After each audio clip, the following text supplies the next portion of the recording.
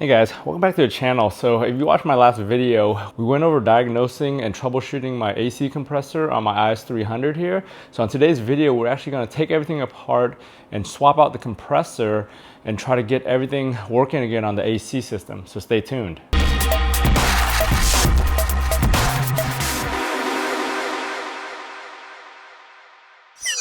So I just bought a new used compressor. Since I'm gonna have the system open, I did get a new condenser right here with a dryer, and I went ahead and got a new expansion valve just because this thing's 22 years old.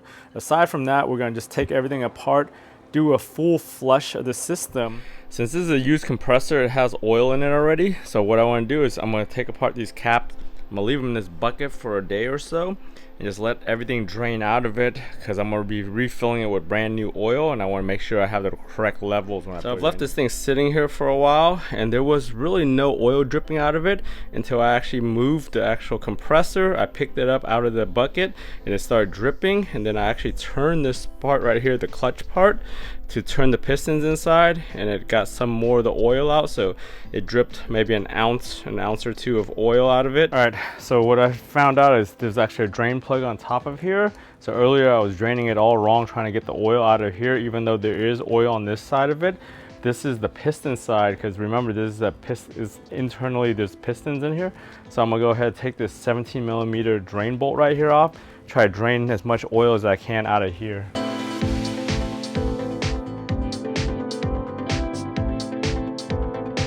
Yeah, not much draining out of there. It's like barely a couple drops. So I'll go ahead and clean this area off and just re-put the bolt back on. I showed you guys that new used compressor I got that we're gonna be replacing, but I'm gonna go ahead and replace the condenser like I said earlier, because mine's a piece of crap right now and it's all falling apart. I picked up this one on Rock Auto. It's probably the lowest cost, cheapest one they had. Since they don't make the OEM one anymore, we can't get that brand new from the dealer, so this is really all we have right here. In addition to that, I actually picked up a new Denso expansion valve that we're going to be replacing. This thing is actually under the dash. It's a pretty hard to get to spot, so this one might be the hardest to remove and figure out right now because of where it's at. It's right above the accelerator pedal. I went ahead and picked up brand new Denso oil, also the oil 8 for the Denso compressor. This is the ND8 oil, so this is the OEM oil for that compressor. And I picked up some new Schrader valves because I want to go ahead and replace all the Schrader valves in the actual lines after I clean them out and flush everything. So other than these parts, the only other part that you may want to replace is the evaporator inside, but since that thing is so hard to get to, you actually have to pull out your dash and everything. I'm just gonna leave it as is. I'm actually gonna flush it out though. So now that we know the compressor is bad on this thing, we're gonna go ahead and take this thing apart and try to remove the compressor. So what I'm gonna do is I'm gonna go do it the hard way, or which is probably going to end up being the easier way, is to take out the radiator, right? Some people try to do it without taking out the radiator, but it's so tight in here on the IS300 that you have all this other junk. You have this, you have the power steering pump and all that, that this thing just gets in the way. So the best way to do it is just to take out the radiator. I'm going to try to drain the radiator, reuse the radiator fluid, because I just recently changed that and added brand new fluid in here, so I don't want to waste that. I'm going to go ahead and drain that into some clean containers and reuse it after I'm done.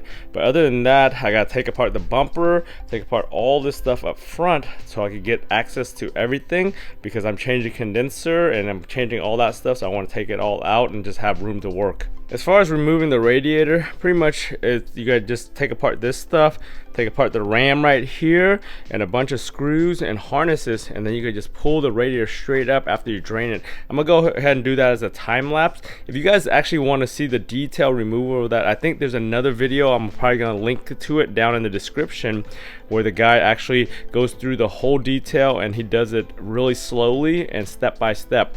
For me, I just want to go ahead and get that all out of the way so we can actually do the compressor and just do the important part on here. But if you need more detail, just check out that other video.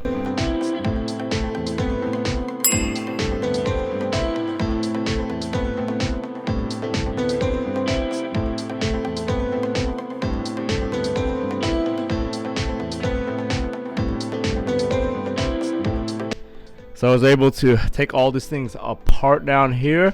As you can see, it was pretty easy. It's all the panels that I actually reinstalled on this car. A lot of you guys with these IS300s probably don't even have this panel anymore from the previous owners removing it or losing it. So right now what I'm gonna do is I'm gonna drain the radiator right here. So what you can do is you actually put a tube right onto here. All you do is open this thing a little bit right here and then just let it drain straight down. As I mentioned earlier, you can see that condenser down here. Look at the condition of it up close. A lot of the fins are just pretty much gone. All we have left is a micro channel right down the middle, and that's really where all the fluid goes through. And the refrigerant, the fins, the vertical fins here actually do all the cooling and the heat dissipation and heat transfer. But as you can see down here, you can actually see the AC compressor and everything. And theoretically, you should be able to remove it from down here, but the sway bar right here is in the way. So the sway bar actually blocks it from actually coming out or dropping down. So that's why you have to actually pull it out from the top to get it actually to come out. As far as the radiator removal, since I have a manual conversion, I don't have the transmission lines from here to here. As you can see, for the cooler lines for the transmission, I capped them off right here. Since there is still fluid in there, I didn't want stuff to get in and out of that thing. But since we're down here, you got to remember to remove this sensor right here before you pull everything apart. In addition, there's a radiator hose down here that you got to take apart and disconnect once you drain everything, and everything else is pretty much from the top.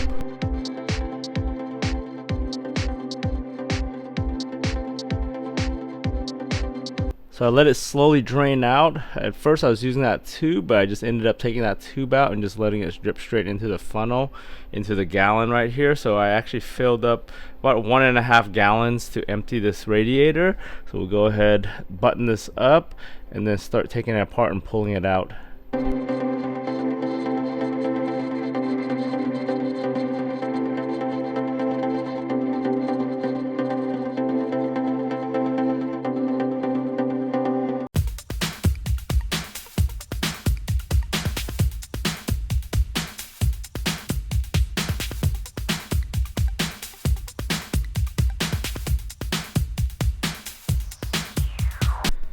Alright, we were able to disconnect everything, take the radiator out. I just hung the hose up there so it doesn't drip everywhere. I took that one out just to clear some space. So what we're doing now is make sure you take a picture of the way your belts are set up so you put the belt back together when you're done. Since I'm replacing the condenser up here, I'm gonna go ahead and just remove that condenser. It's just two 10mm bolts right here that take apart the lines and pretty much pops right out, and the whole condenser comes out. That's the only way it's attached. Everything else we've already disconnected, the two mounts right here when we took the center bar out, and then it just sits on these little rubber feet down here that we're gonna just pull straight up or straight out once we unbolt those two 10mm.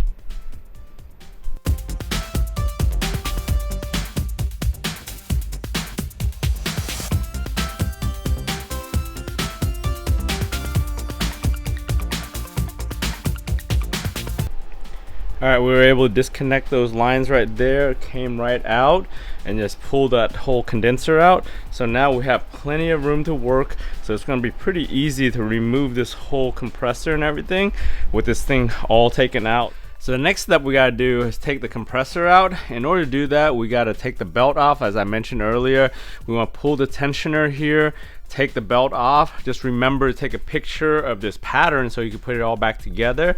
We want to unbolt the power steering bracket, which is this bracket right here. So there's a bolt there that shares with the compressor.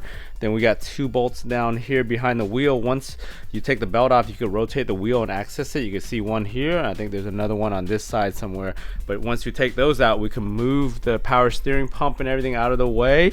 Also, once the power steering pump and everything clears out, you have access to the two 10mm nuts to take apart the lines also. So you're going to do that, unplug the harnesses and everything.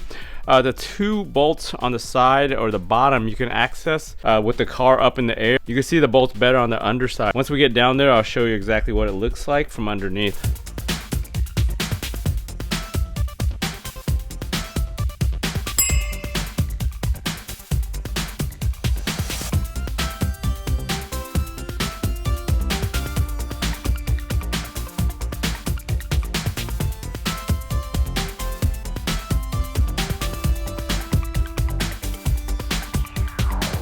So this is why you take apart the radiator and get everything out of the way.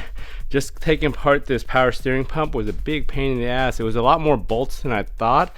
I did take apart those initial bolts, which you can kind of wiggle it out, but eventually you're gonna have to take this whole bracket right here out anyways, just because it's in the way of getting the compressor out. So this bracket's got a bolt down there. I think it's got another bolt on the front here that actually bolts right to the actual compressor, and then it's got another bolt right here onto a little bracket or a rail right there. So there is a lot of stuff back here that comes apart, and even when we get over to here, we have to disconnect this wire harness here and just get all this stuff out of the way. So it's still a big pain in the ass just to get to all this stuff. So I got that bracket off, so pretty much right now everything is pretty clear for us to access everything. We can see that one nut up here that we need to take apart along with the stud. We're gonna go to the bottom, get the bolt on the bottom out, and then unbolt this one up. I might have to do this one last because that one's gonna be the one that's gonna hold everything on when we take that stud out, so this thing just doesn't drop down once we disconnect those 10 millimeters for the hoses and everything too.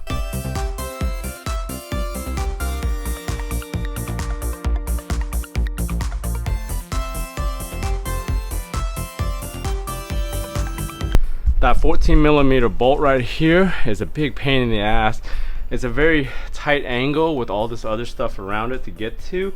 I can get an extension onto this side over, but even then I don't have much room right here to turn the actual ratchet or anything. Or once you take that nut off, you're gonna go ahead and have to use this E10 socket right here. So this E10 is basically just a star bit, but that fits right into there, and then you can take that stud out. That stud's gonna keep this thing from coming out because once you slide it over, you won't have enough room to clear the frame rail on the side here. So I couldn't get that bolt off from the top, so I'm gonna go ahead and try it from the bottom. I think I have a little bit more wiggle room and angle from the bottom here to try to get it. Plus I have to get down here to get that last bolt down here anyways. That's right there. That's a bolt that goes straight in, so you get that out. And for the last one I'm gonna get is this one, because I'm gonna make sure the car is down so I can access it and pull it out so this thing doesn't drop anywhere. While we're down here, we want to unplug the harness that's right here for the compressor, and then we want to clear out anything else that's in the way. Get the rest of that second tube right there, that hose that goes into there. I've got it taken apart, I just haven't taken it off yet since I wanted to get down here to get to it.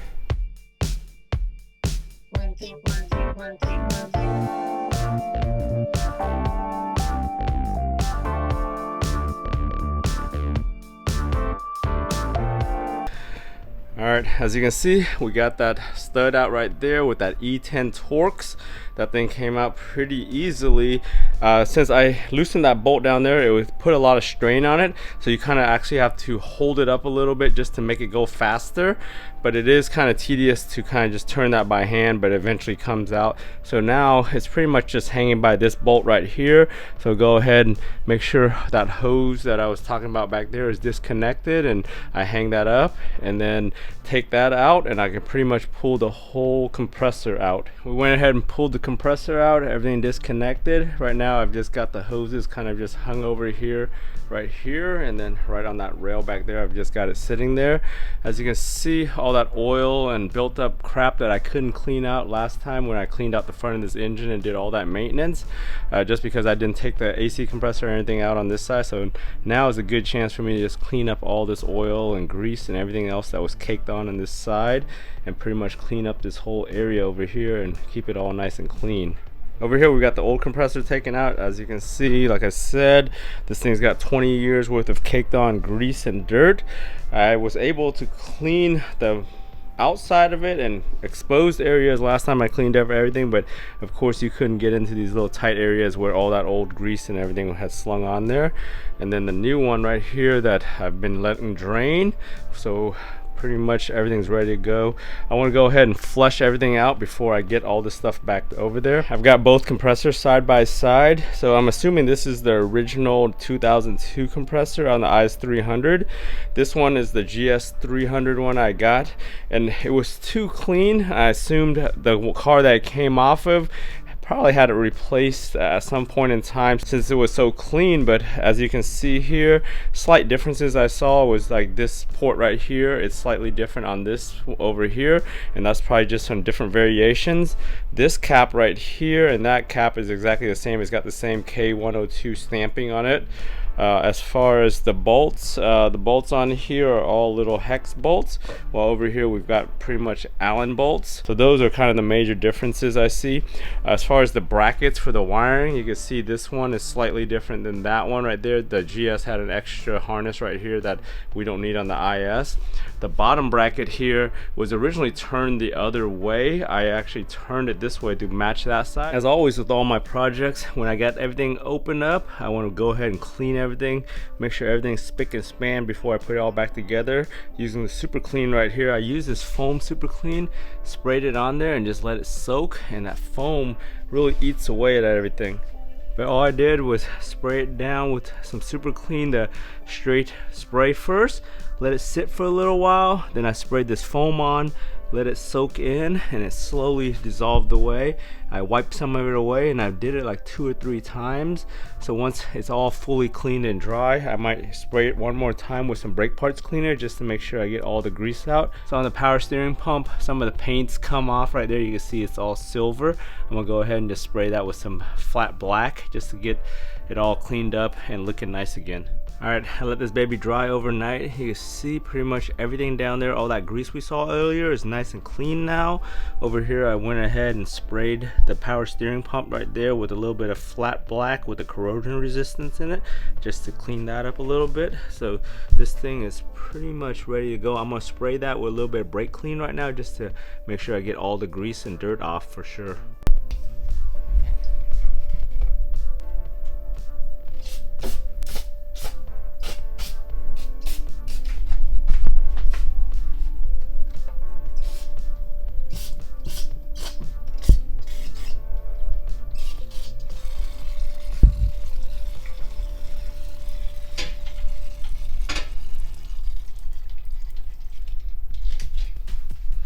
Alright, I just let that dry up a little bit, scrub it, and we're done here with the cleaning.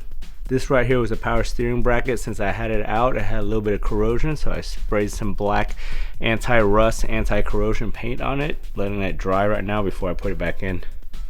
Over here, some of the bolts coming off that compressor were covered in grease and dirt. I went ahead and soaked it in some super clean, just letting all the dirt and grime and grease, everything soak off before I put it all back together. Aside from that, the compressor's all cleaned up and ready. I cleaned up all the wiring harness there. The next thing we're going to go ahead and do is flush out the system. For me to flush out the system, I'm going to actually take out the expansion valve, cut that thing open, drill the hole bigger, and then go ahead and put it all back so I could actually flush it all the way through. So as you see here, we're time-lapsing through changing out the expansion valve that's underneath the dash and everything.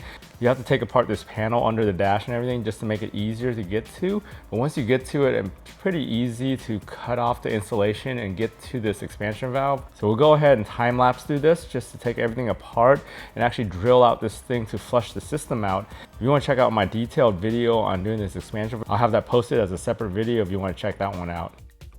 So in order to properly flush out the system through the expansion valve, you actually have to take the old expansion valve out, drill out the center of it. You have to take the spring and the ball out of it, drill a hole, clean up all the burrs so they don't get into your system. So that way the solvent flush flows through the system without worrying about getting through the expansion valve and everything, and it's going to flow correctly. So on this part of the video right now, we're actually taking everything apart and I'm preparing it to flush the AC system. I'm using a solvent-based flush that I got from AutoZone, and we're flushing this 3 times in both directions. If you guys want to see the more detailed video, I'm going to go ahead and release this on a separate video just to show you how to do it for the sake of time. So check out that video if you want to see exactly how we flush the system out. Next thing I'm doing is I'm going to remove these caps right here. The factory instructions for this install say to actually put 1.4 ounces of oil in here. That's part of the 3 total ounces, or like 3 and some change that we put in the whole system.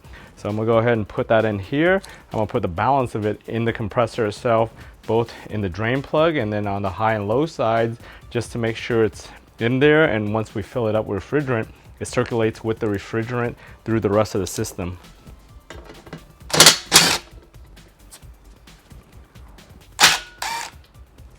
Things is we want to clean up all these edges. Make sure we don't have any contaminants or anything in here before we move, because even that rubber, clean that all off, measure the oil, and then start pouring some in there. Supposedly, when you buy these Densos brand new, they come with 3.9 ounces, assuming that you flush your system and you don't just put it straight in there. That's a lot of problems when you overfill the oil like that though, if you don't drain the system and get everything out of it. Less than an ounce I've put in already. I said 1.4.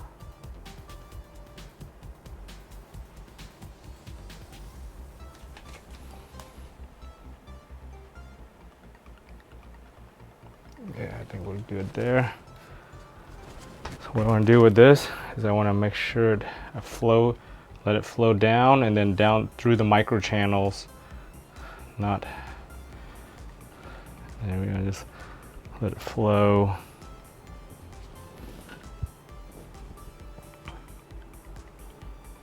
In the actual condenser itself.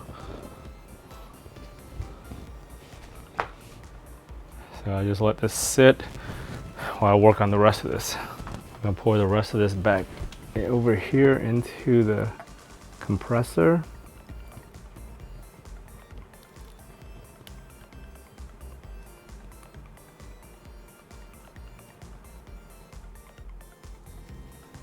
Okay, and the rest of it I'm gonna pour into the high and low sides, just to make sure it spreads out evenly over there.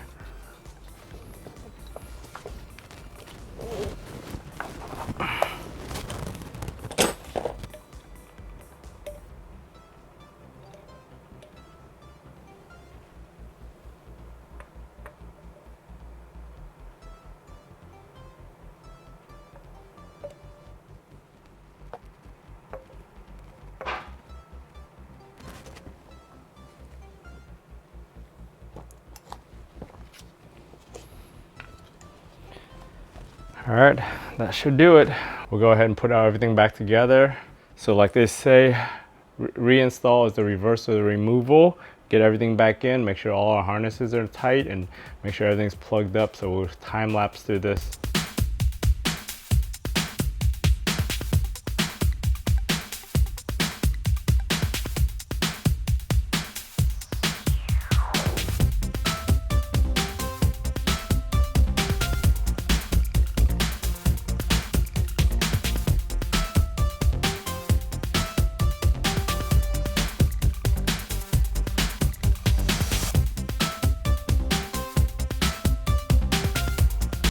All right, we got the compressor in, all bolted up. Next thing I need to do is torque to spec. So pretty much all 4 bolts or nuts for the compressor are 38 foot-pounds from this diagram. I'll post this on the screen bigger for you guys to see. Once we get the bracket over here for the power steering on, most of those are 43 foot-pounds except for some of the smaller bolts, which are 29. That little bar bracket right there is also 29. And then randomly, one of those 3 for the actual bracket or that little triangle right here, it's 38, and then 43 and 43. I think it's just different size bolts. But anyways, we'll go ahead and torque those to spec and put it all together.